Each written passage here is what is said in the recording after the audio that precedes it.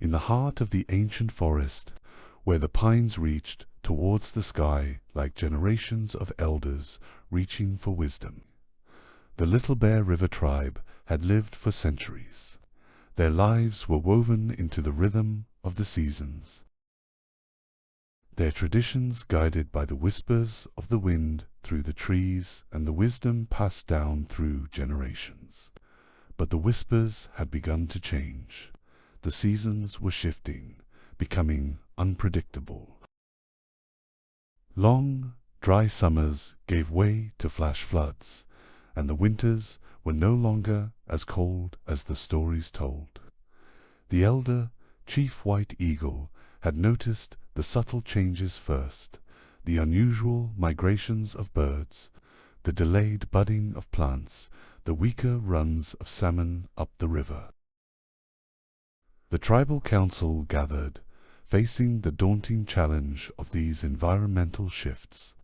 Young Hawk, a spirited youth, suggested seeking help from outside organizations, hoping for modern solutions. But Chief White Eagle, his eyes reflecting the wisdom of generations, reminded them, "Our ancestors have faced change before, and their knowledge is our compass."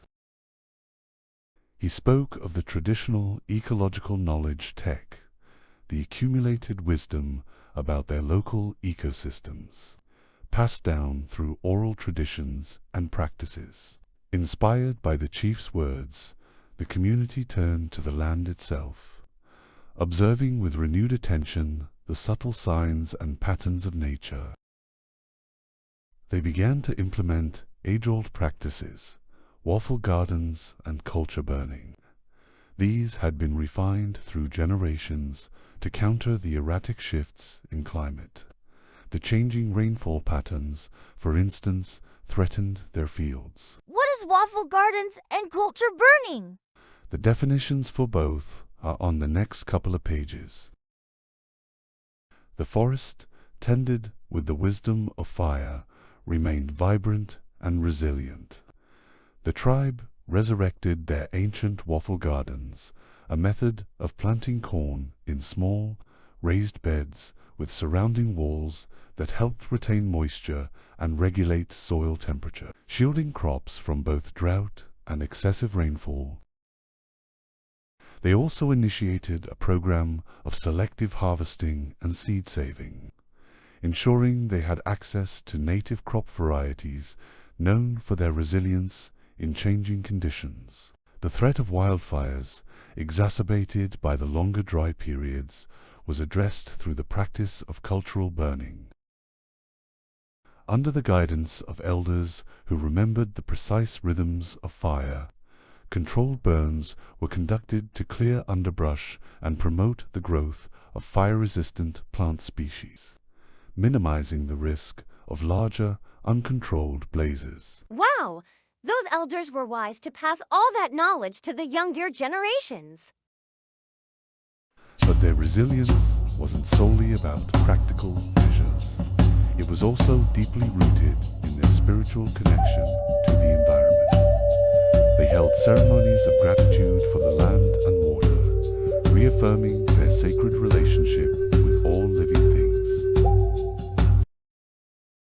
They taught the younger generations the ancestral stories of the animals and plants, emphasizing the interconnectedness of life and their responsibility to care for the land for future generations. Following the wisdom of the 7 generations principle. What's the 7 generations principle? The 7 generations principle emphasizes that decisions made today should consider the well-being and impact on the next 7 generations. It's the responsibility of the present generation to protect the environment, culture, and resources for those who will inherit them. The Little Bear River tribe's efforts drew the attention of neighboring communities and even some government agencies. They shared their knowledge, demonstrating how traditional wisdom, combined with modern observation and adaptation, could create a powerful path forward. Years passed, the climate continued its unpredictable dance, but the Little Bear River tribe stood strong. Their fields, nurtured by ancestral methods, continued to provide sustenance. The forest, tended with the wisdom of fire, remained vibrant and resilient.